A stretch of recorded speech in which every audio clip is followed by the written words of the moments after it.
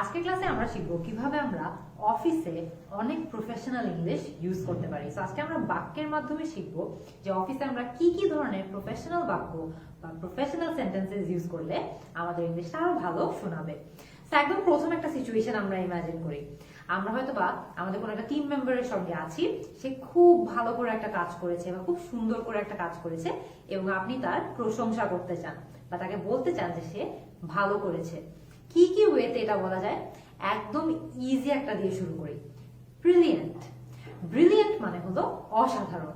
কেউ একজন কোনো একটা প্রজেক্ট করলো বা কেউ একজন কোনো একটা কাজ করলো যেটা খুব সুন্দর করে করেছে, খুব ভালো করে করেছে, এর প্রশংসা করার জন্য কিন্তু আপনি খুবই সহজেই একটা শব্দের মাধ্যমে তাদের প্রশংসা করতে পারবেন। শব্দটা কি? ব্রিলিয়েন্ট। এরপরে মনে করেন যে ব্রিলিয়েন্টের মতোই কিন্তু আরেকটা ওয়ার্ড আছে, যে একটা ওয়ার্ড দিয়ে আপনি যে কোনো কারো প্রশংসা করতে পারেন। সেটা কি? সেটা হলো ইমপ্রেসিভ। মনে করেন কেউ একজন খুব কঠিন একটা কাজ করে আপনাদেরকে দেখালো, সফলভাবে করে ফেললো, খুবই কঠিন একটা কাজ ছিল কিন্তু সে মোটামুটি অনেক ভালো করেই করেছে। আপনি যদি তাকে প্রেইজ করতে চান বা তার প্রশংসা করতে চান, আপনি কিন্তু ইমপ্রেসিভ এটাও বলতে পারেন। এর মানে হলো খুবই ভালো। এরপরে মনে করেন আপনাদের সব টিম, মানে টিমের অনেকজন মিলে একটা টাস্ক করতে হলো বা একটা কাজ করতে হলো এবং আপনি আপনার টিম মেম্বারকে প্রশংসা করতে চান, আপনার সঙ্গে টিমে যে ছিল তার প্রশংসা করতে চান। কিভাবে করতে পারেন? I couldn't have done it without you. এর মানে হলো যে তোমাকে ছাড়া বা আপনাকে ছাড়া এই কাজটা সম্ভব হতো না। সো এইভাবেও কিন্তু আপনি চাইলে আপনার টিম মেম্বারকে প্রেইজ করতে পারেন বা প্রশংসা করতে পারেন। কিভাবে? I couldn't have done it without you. এরপরে মনে করেন যে একটা ডিফারেন্ট সিচুয়েশনের কথা আমরা চিন্তা করি। অফিসে কিন্তু আমরা যখন কাজ করি তখন কিন্তু আমরা সবাই চেষ্টা করি যে অন্যরা যাতে আমাদের কাজ পছন্দ করুক, অন্যরা যাতে আমাদেরকে পছন্দ করুক। তো আমরা এরকমই একটা ফ্রেন্ডলি অ্যাটমসফিয়ার মেনটেন করতে চাই বা ফ্রেন্ডলি পার্সোনালিটি মেনটেন করতে চাই।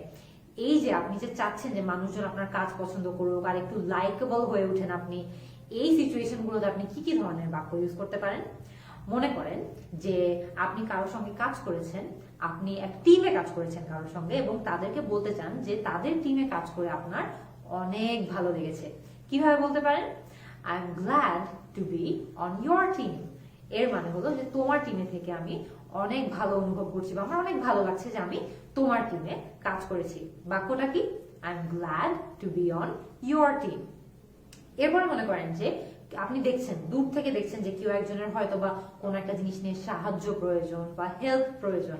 আপনি যদি তাদেরকে হেল্প অফার করতে চান বা সাহায্য অফার করতে চান, আপনি কিন্তু সেটাও ইংলিশে অফার করতে পারবেন। কিভাবে?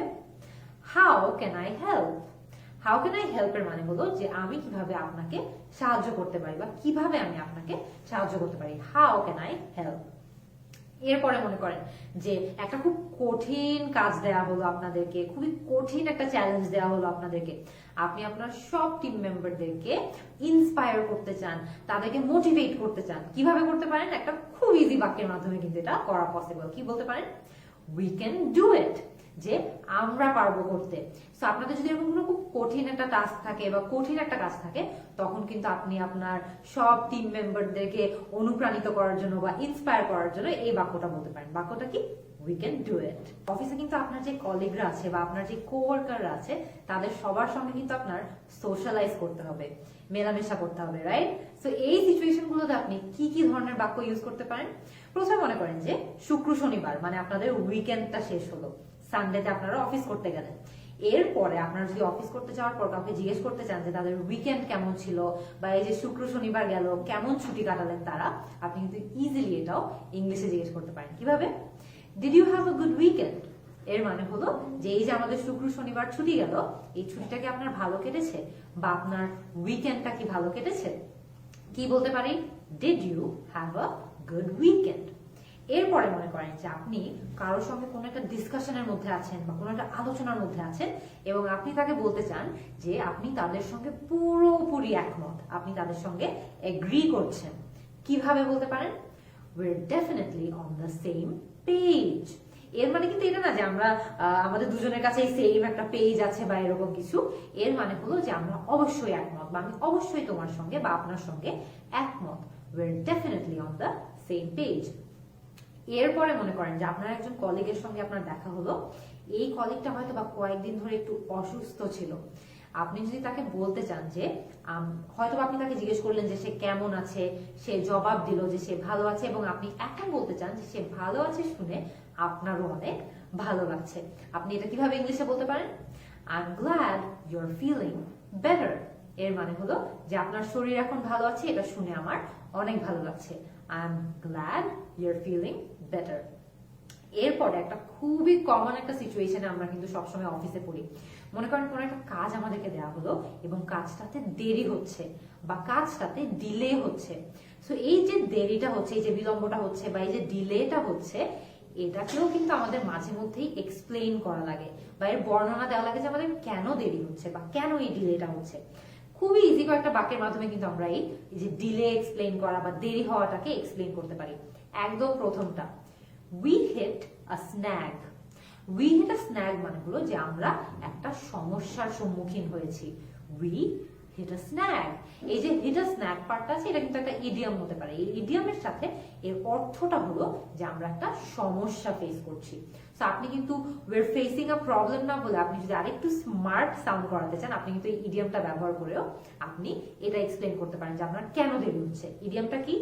we hit a snag। এরপরে আরেকটা বাক্য ইউজ করেও কিন্তু আপনি আপনাদের ডিলেটা বা এই দেরিটা এক্সপ্লেইন করতে পারবেন। বাক্যটা কি? we ran into a glitch। glitch মানে হলো সমস্যা। এই যে আগে যে আমরা স্ন্যাগ শিখলাম, স্ন্যাগ মানেও কিন্তু সমস্যা, গ্লিচ মানেও হলো যে সমস্যা। সো মনে করেন আপনি বলতে চাচ্ছেন যে আমরা একটা সমস্যার সম্মুখীন হয়েছি বা একটা সমস্যা ফেস করছি, তখন কিন্তু ইজিলি আপনি এই সেন্টেন্সটা ইউজ করতে পারেন। সেন্টেন্সটা কি? we ran into a glitch। এরপরে মনে করেন যে অন্য সব সমস্যা বাদে আপনাদের সার্ভারটাই অফলাইন হয়ে গেল। অনেক সময় হয় না যে আমরা যখন একটা টেক কোম্পানিতে কাজ করি আমাদের সার্ভার অফলাইন হয়ে যায়, যেটা আমাদের পুরোপুরি আমাদের হাতের বাইরে। আমরা এর কারণে অনেক ধরনের ডিলে বা দেরি ফেস, অনেক কাজে হয়তো বা দেরি হয়ে যায়, অনেক ধরনের ডিলে ফেস করি। তো সেই ক্ষেত্রে আপনি ইজিলি জাস্ট বলে দিতে পারেন দ্য সার্ভার ইজ অফলাইন। এর মানে হলো সার্ভার অফলাইন হয়ে গেছে, এই কারণে আমার দেরি হচ্ছে। এরপর মনে করেন যে আপনার অফিসে কিছু কাস্টমার আসলো বা কিছু ক্লায়েন্ট আসলো, তাদের সঙ্গেও তো আপনার কথা বলা লাগতে পারে, রাইট? তো তাদের সঙ্গে আমরা কি কি বাক্য ইউজ করে কথা বলতে পারি? একদম প্রথম যেটা আছে, মনে করেন যে তারা আসলো, আপনি তাদেরকে বলতে চাচ্ছেন যে আমি এখনই আসছি আপনাদেরকে হেল্প করতে, বা আমি এখনই আসছি আপনাদের কাছে। কিভাবে এটা ইংলিশে বলতে পারেন? I'll be right with you। I'll be right with you মানে হলো যে আমি এখনই আসছি বা আমি এখনই আপনার কাছে আসছি। এরপরে মনে করেন যে আপনার কোনো ক্লায়েন্ট আসলো, আপনি তাকে হয়তো বা জিজ্ঞেস করতে চাচ্ছেন যে তাদের কোনো সাহায্য প্রয়োজন নাকি। কিভাবে জিজ্ঞেস করতে পারেন?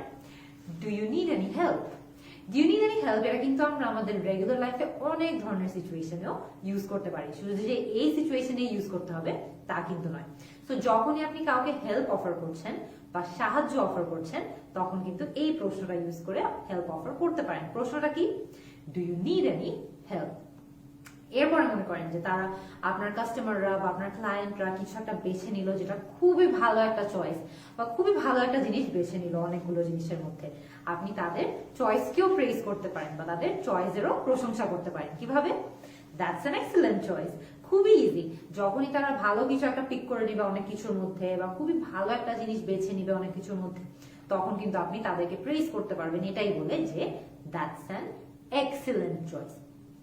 এরপরে মনে করেন আরেকটা খুব কমন সিচুয়েশনে কিন্তু আমরা রেগুলার লাইফে আমাদের অফিসে এই সিচুয়েশনটা ফেস করি। সেই সিচুয়েশনটা হচ্ছে অ্যাডভাইস বা পরামর্শ অফার করা। সো মনে করেন যে কেউ একজন আপনার কাছে আসলো, কোন একটা সমস্যা নিয়ে আসলো, এবং আপনি তাদেরকে অ্যাডভাইস অফার করতে চান বা তাদের পরামর্শ দিতে চান। অনেকগুলো ওয়েতে কিন্তু পরামর্শ অফার করা যায় বা অ্যাডভাইস অফার করা যায়। কি কি হতে পারে? Have you considered this alternative.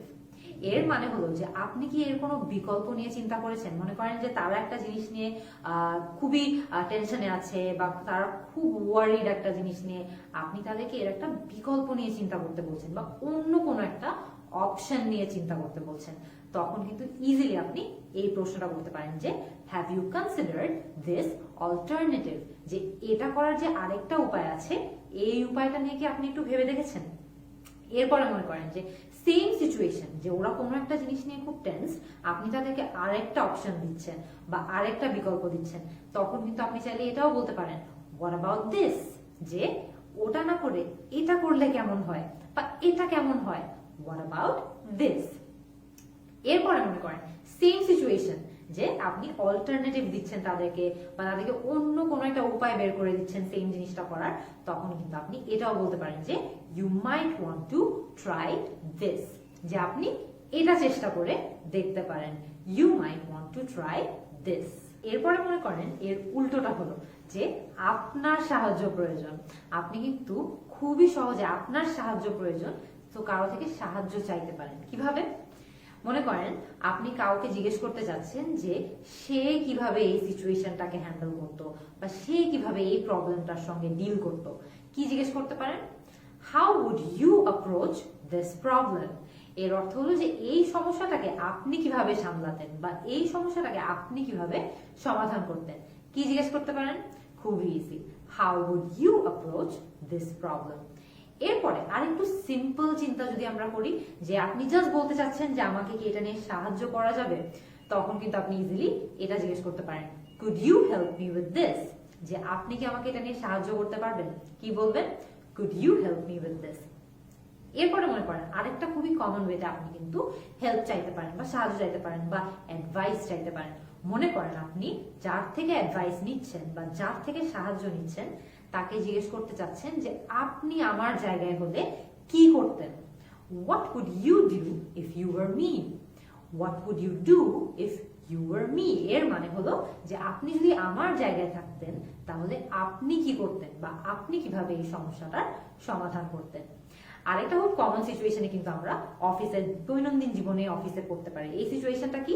হয়তোবা কিছু একটা নিয়ে আলোচনা হচ্ছে, আপনি একমত যে সেই আলোচনার মধ্যে আপনি এক্সপ্রেস করতে চান যে আপনি তাদের সঙ্গে একমত, বা আপনি এক্সপ্রেস করতে চান যে আপনি তাদের সঙ্গে এগ্রি করছেন। কিভাবে এই জিনিসটা বলতে পারেন? খুবই easy, that's how I see it too, যে ব্যাপারটাকে আমিও একইভাবে দেখছি, বা আমিও আপনার সঙ্গে একমত। So that's how I see it too. এরপরে মনে করেন যে কেউ একজন কিছু একটা বললো এবং আপনি বলতে চাচ্ছেন, এখানেও আপনি বলতে চাচ্ছেন যে আপনি তাদের সঙ্গে একমত। একটু ভিন্নভাবে কিন্তু এটা বলা যায়। কিভাবে? I second that. এর মানে হলো যে আমি আপনার সঙ্গে একমত, আই সেকেন্ড দ্যাট। এরপরে মনে করেন যে কেউ একজন কিছু একটা বললো এবং আপনি বলতে চান যে ভাই আপনার থেকে বেটার আমি এটা বলতে পারতাম না, বা আপনার থেকে ভালোভাবে গুছিয়ে আমি এই কথাটা বলতে পারতাম না। কি বলতে পারেন? I couldn't have said it better. এর মানে হলো যে আপনার থেকে বেটার আমি আসলে বলতে পারতাম না এটা, আপনি অনেক ভালো করে বলেছেন, বা আপনি অনেক গুছিয়ে বলেছেন। আমরা তখন এগ্রি করে ফেললাম। এর উল্টোটাও তো অনেক সময় করা লাগতে পারে, রাইট? যে আপনি কাউকে বলতে চান যে আপনি তার সঙ্গে একমত নয়, বা আপনি তার সঙ্গে ডিসএগ্রি করতে চান। কিভাবে করতে পারেন? প্রথমটা কিন্তু একদম easy, I am afraid I don't quite agree. এর মানে হলো যে দুঃখজনক ভাবে আমি কিন্তু আপনার সঙ্গে একমত নয়, বা ব্যাপারটা দুঃখজনক কিন্তু আমি আপনার সঙ্গে একমত নয়। আপনি এটা কিভাবে বলতে পারেন? খুব easy, I am afraid I don't quite agree. এরপরে মনে করেন যে আপনি কেউ একজন কিছু একটা বললো এবং আপনি বলতে চান যে আমি এই ব্যাপারে খুব একটা নিশ্চিত না, বা খুব একটা শিওর না। কিভাবে বলতে পারেন? I am not so sure about that. কেউ একজন কিছু একটা বললো, আপনি বলতে চান আপনি এটা নিয়ে নিশ্চিত না, আপনি এর জবাবে কিন্তু ইজিলি এটাই বলতে পারেন যে I am not so sure about that. I am not so sure about that এর মতোই কিন্তু সিমিলার আরেকটা বাক্য আছে। বাক্যটা খুবই সহজ এবং অর্থটাও সেম, যে আমি এই ব্যাপারে নিশ্চিত নয়। বাক্যটা কি? I wouldn't be so sure. এর মানে হলো মনে করেন যে কেউ একজন কিছু একটা বললো, আপনি তার সঙ্গে পুরোপুরি একমত নয়, পুরো ব্যাপারটা নিয়ে আপনি আসলে নিশ্চিত নয়, আপনি কিন্তু খুবই ইজিলি এর জবাবে এটা বলতে পারেন যে I wouldn't be so sure, যে আমার মনে হয় না, বা আমি এই ব্যাপারে আসলে পুরোপুরি নিশ্চিত নয়। তো আজকে কিন্তু অনেকগুলো সিচুয়েশনের মাধ্যমে আমরা শিখে ফেললাম যে কিভাবে আমরা অফিসেও খুবই প্রফেশনালি ইংলিশে কথা বলতে পারি। এর বাইরে আর কি কি সিচুয়েশন হতে পারে, যে সিচুয়েশন গুলোতে আমাদের অফিসে ইংলিশে কথা বলা লাগতে পারে, এগুলো নিয়ে আপনারা আমাকে কমেন্ট সেকশনে জানান। আমি কিন্তু আপনাদের সবার অ্যান্সারের অপেক্ষায় থাকবো। See you in the next class.